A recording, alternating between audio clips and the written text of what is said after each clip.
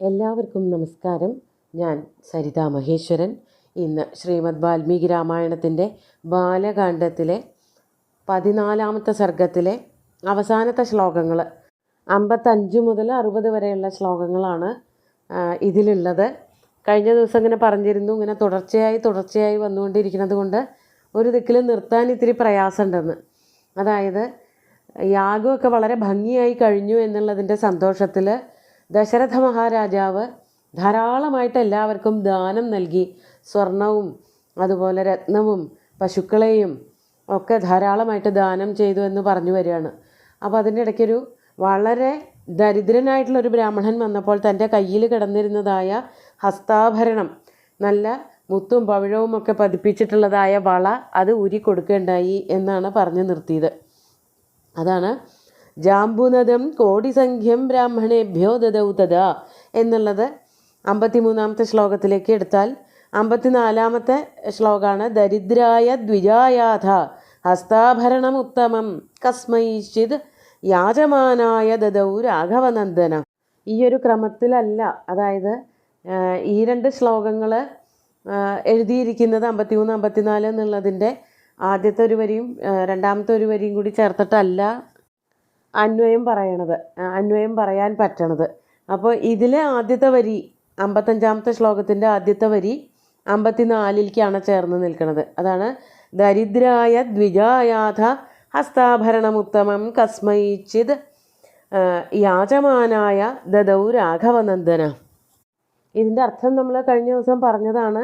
വളരെ ദരിദ്രനായിട്ടുള്ള യാചിച്ചു വന്നവനായ ഒരു ബ്രാഹ്മണന് വേണ്ടിയിട്ട് ദരിദ്രായ ദ്വിജായ, യാചമാനായ ദ്വിജായ ഉത്തമം ഹസ്താഭരണം രാഘവനന്ദന ദദൗ.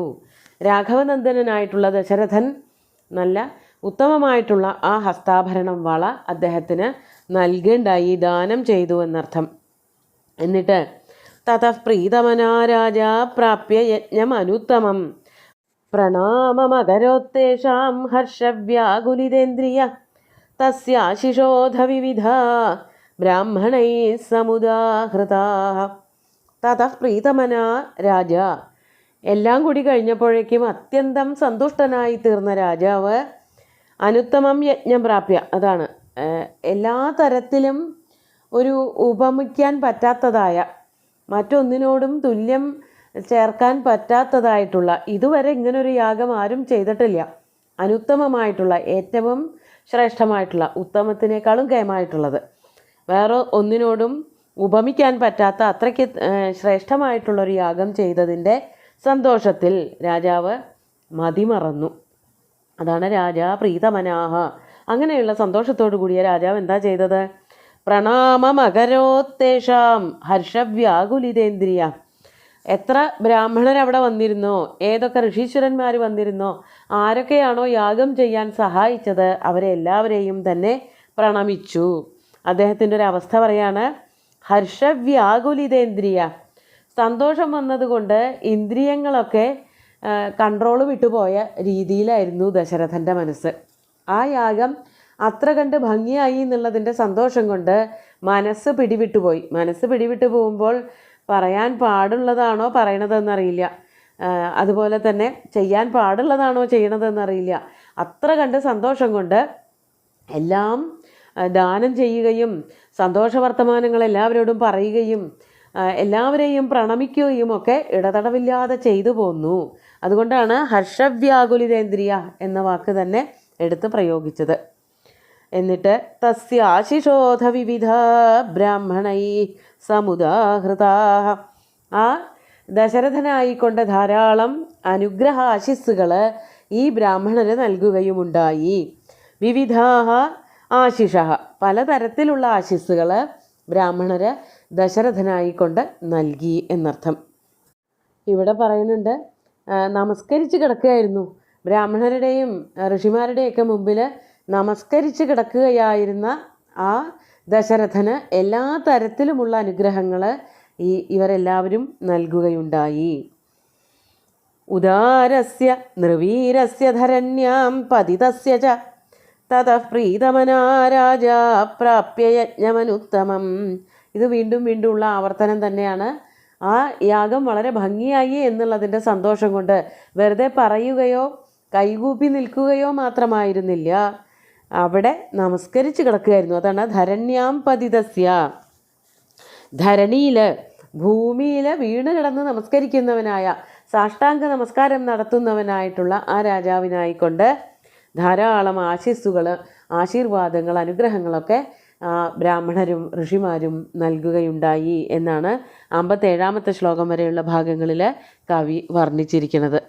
ആ യാഗത്തിൻ്റെ സ്വഭാവത്തിനെ പറ്റിയിട്ട് പറഞ്ഞുകൊണ്ട് ഋഷ്യശൃംഗനോട് എന്താണ് രാജാവ് ആവശ്യപ്പെട്ടത് എന്നുകൂടി പറയാണ്. 58-ാമത്തെ ശ്ലോകം നോക്കാം. പാപാപഹം സ്വർണയനം ദുസ്തരം പാർത്ഥിവർഷഭൈ തതോബ്രവീത് ഋഷ്യശൃംഗം രാജാ ദശരഥസ്തദാ. ഈ യാഗം എങ്ങനെയുള്ളതായിരുന്നു? അതാണ് പാപാപഹം സ്വർണയനം, പാപങ്ങളെ മുഴുവനും ഇല്ലാതെയാക്കുന്നതും സ്വർഗത്തിലേക്ക് നയിക്കുന്നതുമായിട്ടുള്ള ശ്രേഷ്ഠമായിട്ടുള്ള യാഗമായിരുന്നു അത്. അതാണ് പാർത്ഥിവർഷഭൈഹി ദുസ്തരം. എത്ര കേമന്മാരായിട്ടുള്ള രാജാക്കന്മാരാണെന്ന് പറഞ്ഞാലും അവരെ കൊണ്ടുപോലും ചെയ്തു തീർക്കാൻ പറ്റാതെ ഇരുന്നിരുന്ന ഒരു യാഗമാണിത്, അശ്വമേധയാഗം. അത് തീർക്കണമെങ്കിൽ അത്രയ്ക്കധികം മനസ്സിന് ശക്തി വേണം, അത്രയ്ക്കധികം സഹായം വേണം. എല്ലാവരും, ബ്രാഹ്മണർ, ഋഷിമാർ, മന്ത്രിമാർ, ഭടന്മാർ എല്ലാവരും, അതുപോലെ കർമ്മകാരന്മാർ, ശില്പികൾ, സ്ത്രീകൾ, പുരുഷന്മാർ, ഇങ്ങനെ സ്വദേശികളും പരദേശികളുമായിട്ടുള്ള എല്ലാവരും കൂടി ചേർന്നുകൊണ്ട് മാത്രമേ ആ അശ്വമേധയാഗം ഭംഗിയായിട്ട് നിർവഹിക്കാൻ പറ്റുള്ളൂ. അതാണ് യാതൊരു കോട്ടവും കൂടാതെ ഭംഗിയായിട്ട് നിർവഹിച്ചു കഴിഞ്ഞത്. അതിൻ്റെ സന്തോഷത്തിലാണ് രാജാവ് എല്ലാവരെയും വീണ് നമസ്കരിച്ചത്, അനുഗ്രഹവുമൊക്കെ അവർ നൽകിയതും. ആ ഒരു യാഗം എന്ന് പറയുന്നത് പാപങ്ങളെ ഇല്ലാതെയാക്കുന്നതും സ്വർഗത്തിലേക്ക് നയിക്കുന്നതും അതിശ്രേഷ്ഠന്മാരായിട്ടുള്ള ക്ഷത്രിയന്മാർക്ക് മാത്രം ചെയ്തു തീർക്കാവുന്നതും ആയിരുന്നു. അതിനുശേഷം തതഃ, ഈ യാഗമൊക്കെ ഭംഗിയായി തീർന്നപ്പോൾ രാജാ ദശരഥ, തഥാ രാജാ ദശരഥ, അപ്പോൾ മഹാരാജാവായിട്ടുള്ള ദശരഥൻ ഋഷ്യശൃംഗം അബ്രവീത്, ഋഷ്യശൃംഗനോട് ഇപ്രകാരം പറഞ്ഞു. എന്താണ് പറഞ്ഞത്? അതാണ് 59-ാമത്തെ ശ്ലോകത്തിൽ കുലസ്യ വർദ്ധനം തത്തു കർത്തുമർഹസി സുവ്രത തഥേതി ച സ രാജാനമുവാച ദ്വിജസത്തമ ഭവിഷ്യന്തി സുതാരാജംശ്ചത്വാരസ്തേ കുലോദ്വഹ. അപ്പോൾ അശ്വമേധയാഗമൊക്കെ ചെയ്തു കഴിഞ്ഞു. പിന്നെ ചെയ്യാനുള്ളത് പുത്രകാമേഷ്ടിയായിരുന്നു. അത് ചെയ്തു കഴിഞ്ഞതായിട്ട് എവിടെയും പറഞ്ഞില്ല. പല ചടങ്ങുകളും കഴിഞ്ഞു എന്ന് പറഞ്ഞു, പക്ഷെ അതിലൊന്നും പുത്രകാമേഷ്ടി നടന്നിട്ടില്ല. അതിനു വേണ്ടിയിട്ടുള്ള യത്നം കൂടി അങ്ങ് സ്വീകരിക്കണം, അതിനും കൂടി പ്രയത്നിക്കണം എന്ന് പറയുകയാണ് ചെയ്തത്. അതാണ് കുലസ്യവർദ്ധനം തത്തു കർത്തുമർഹസി സുവ്രത.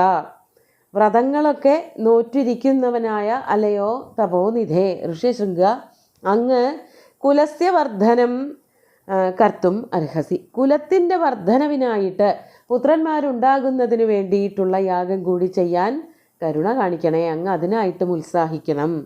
അത് കേട്ടപ്പോൾ തഥേതിച്ച സ രാജാനമുവാച ദ്വിജസത്തമ, അത് കേട്ടപ്പോൾ രാജാവിനോട് ആ ദ്വിജസത്തമനായിട്ടുള്ള ഋഷ്യശൃംഗൻ ഇപ്രകാരം പറഞ്ഞു. എന്താ പറഞ്ഞത്? അതൊക്കെ മുമ്പേ പറഞ്ഞ ഭാഗങ്ങളാണ്. ഭവിഷ്യന്തി സുതാ രാജംശ്ചത്വാരസ്തേ കുലോദ്വഹ, അല്ലയോ മഹാരാജാവേ, അങ്ങേക്ക് 4 പുത്രന്മാർ, കുലോദ്വഹാഹ ചത്വാര സുതാഹ രാജൻ ചത്വാര തേ, അതാണ് രാജംശ്ചത്വാരസ്തേ എന്ന പദമായിട്ട് അത് സന്ധി ചേർന്നിരിക്കുന്നത്. അല്ലയോ മഹാരാജാവേ, അങ്ങയ്ക്ക് രാജ്യത്തിൻ്റെ, അതായത് തുടർ നിലനിൽപ്പിനും രാജ്യാവകാശം നൽകുന്നതിന് വേണ്ടിയിട്ട് 4 കുലപർവ്വതങ്ങളെ പോലെ ശ്രേഷ്ഠന്മാരായിട്ടുള്ള 4 മക്കൾ അങ്ങയ്ക്ക് ഉണ്ടാവും. അതാണ് കുലോദ്വഹന്മാർ, കുലത്തെ ഉദ്വഹനം ചെയ്യുന്നവർ, കുലമഹിമ സ്വന്തം തോളിലേറ്റി നടക്കുന്നവർ, അത്രയ്ക്ക് അഭിമാനികളായിട്ടുള്ള മക്കളാണ് അങ്ങയ്ക്ക് ഉണ്ടാകാൻ പോകുന്നത് എന്ന് പറഞ്ഞു കൊടുക്കുകയാണ് ഋഷ്യശൃംഗൻ ചെയ്തത്.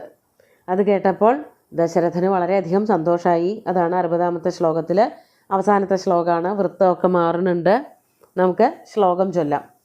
സതസ്യ വാക്യം മധുരം നിശമ്യ പ്രണമ്യ തസ്മൈ പ്രയതോ നൃപേന്ദ്ര ജഗാമഹർഷം പരമം മഹാത്മാ തം ഋഷ്യശൃംഗം പുനരപ്യുവാച. ഈ ശ്ലോകത്തിൽ ഇന്ദ്രവജ്ര വൃത്തമാണുള്ളത്, 11 അക്ഷരമാണുള്ളത്. ഇവിടെ പറയാണ് സതസ്യ വാക്യം മധുരം നിശമ്യ പ്രണമ്യ തസ്മൈ പ്രയതോ നൃപേന്ദ്ര. സ നൃപേന്ദ്ര, ആ മഹാരാജാവാകട്ടെ, തസ്യ മധുരം വാക്യം നിശമ്യ, ആ ഋഷിശൃംഗൻ്റെ ഏറ്റവും മധുരകരമായിട്ടുള്ള ശബ്ദം കേട്ടിട്ട്, ഇത്രയ്ക്ക് ആശ്വസിപ്പിക്കുന്നതായ വാക്കുകൾ, അതായത് മക്കളുണ്ടാവും, ഒന്നൊന്നുമല്ല, ഒരു മകനുണ്ടാവണം എന്നാണ്, കുലത്തിനെ നിലനിർത്തുന്നതിന് വേണ്ടിയിട്ടൊരു പുത്രൻ ഉണ്ടാവണം എന്നുള്ള മോഹത്തോട് കൂടിയിട്ടാണ് യാഗം ചെയ്യണത്.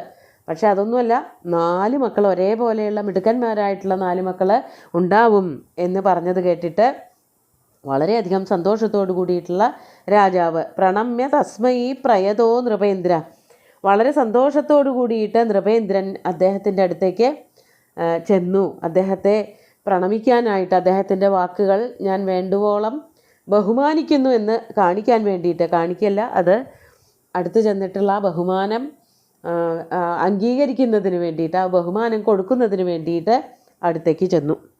എന്നിട്ട് ജഗാമ ഹർഷം പരമം മഹാത്മാ, നൃപേന്ദ്രൻ ആ ഋഷീശ്വരൻ്റെ സമീപത്തേക്ക് ചെന്നു. ഹർഷം പരമം, പരമമായിട്ടുള്ള ഹർഷത്തെ അദ്ദേഹം പ്രാപിച്ച് ഋഷിശൃംഗൻ്റെ അടുത്ത് ചെന്നിട്ട് വീണ്ടും പുനരപ്യുവാച, ഇതൊക്കെ തന്നെ, അതായത് തൻ്റെ മോഹം ഇതാണ്, ഇതിനു വേണ്ടിയിട്ടാണ് താൻ പ്രയത്നിച്ചത്. അശ്വമേധയാഗം പോലും പുത്രകാമേഷ്ടിയുടെ ഒരു പൂർത്തീകരണത്തിന് വേണ്ടിയിട്ടായിരുന്നു എന്നുള്ള രീതിയിലൊക്കെ സന്തോഷത്തോടു കൂടി ഋഷ്യശൃംഗനോട് സംസാരിച്ചു എന്ന് പറഞ്ഞുകൊണ്ട് ഈ ഒരു സർഗം കവി ഇവിടെ അവസാനിപ്പിക്കുകയാണ്. നമുക്ക് ശ്ലോകങ്ങൾ ഒന്നുകൂടി ചൊല്ലി നോക്കാം. കസ്മൈചിദ് യാചമാനായ ദദൗ രാഘവനന്ദന തതഃ പ്രീതേഷു വിധിവദ്വിജയേഷു ദ്വിജവത്സല പ്രണാമമകരോത്തേഷാം ഹർഷവ്യാകുലിതേന്ദ്രിയ തസ്യാശിഷോധ വിവിധ ബ്രാഹ്മണൈ സമുദാഹൃതാ ഉദാരസ്യ നൃവീരസ്യ ധരണ്യാം പതിതസ്യ ച തതഃ പ്രീതമനാ രാജാ പ്രാപ്യ യജ്ഞമനുത്തമം പാപാപഹം സ്വർണയനം ദുസ്തരം പാർത്ഥിവർഷഭൈ തതോ ബ്രവീദൃശ്യശൃംഗം രാജാ ദശരഥസ്തദാ കുലസ്യ വർദ്ധനം തത്തു കർത്തുമർഹസി സുവ്രത തഥേതി ച സ രാജാനമുവാച ദ്വിജസത്തമ ഭവിഷ്യന്തി സുതാ രാജംശ്ചത്വാരസ്തേ കുലോദ്വഹ. സതസ്യ വാക്യം മധുരം നിശമ്യ പ്രണമ്യ തസ്മൈ പ്രയതോ നൃപേന്ദ്ര ജഗാമ ഹർഷം പരമം മഹാത്മാ തമൃഷ്യശൃംഗം പുനരപ്യുവാച. ഈയൊരു സർഗം കൂടി, 14ാമത്തെ സർഗം കൂടി അവസാനിക്കുകയാണ്. അടുത്ത സർഗത്തിൽ പുത്രകാമേഷ്ടി, അത് ഋഷ്യശൃംഗന് അറിയാം അശ്വമേധത്തിൻ്റെ തുടർച്ചയായിട്ട് ചെയ്യേണ്ടതാണെന്ന്, അത് ചെയ്യാനുള്ള പുറപ്പാടാണ്. ആ ശ്ലോകങ്ങൾ അടുത്ത ദിവസം നോക്കാം. സുന്ദരമായിട്ടുള്ള ശ്ലോകങ്ങൾ ഭഗവാൻ ശ്രീരാമചന്ദ്രൻ്റെ കാൽക്കൽ അർപ്പിച്ചുകൊണ്ട് ഗുരുവായൂരപ്പനെ സാഷ്ടാംഗം നമസ്കരിച്ചുകൊണ്ട് എല്ലാവർക്കും ശുഭദിനം നേർന്നു നിർത്തട്ടെ. നന്ദി.